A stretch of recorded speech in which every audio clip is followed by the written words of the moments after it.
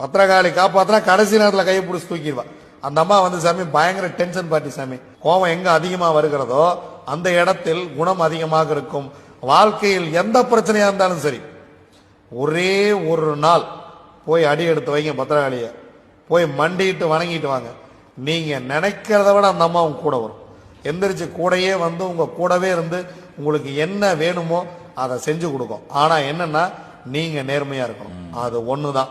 உங்க பக்கம் தவறு இருந்துச்சு, அந்த அம்மா நீங்க எல்லாம் பார்க்காது, நான் எல்லாம் பார்க்காது, எவனும் பார்க்காது, சிவனும் பார்க்காது, தூக்கிறோம். அந்த அம்மா சாதாரணப்பட்ட ஆள்லாம் கிடையாது.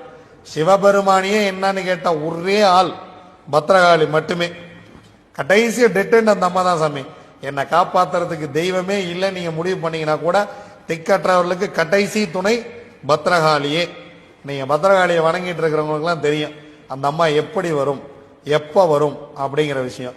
நீங்க பெருசா போய் அறுசுவை உணவு போட்டு படையல் போட்டு அப்படி வந்து நீங்க அலங்காரம்லாம் பண்ணி எல்லாம் கூப்பிட வேண்டாம்.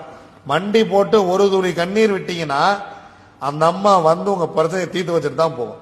என்னன்னா அவ வருவான்னு நீங்க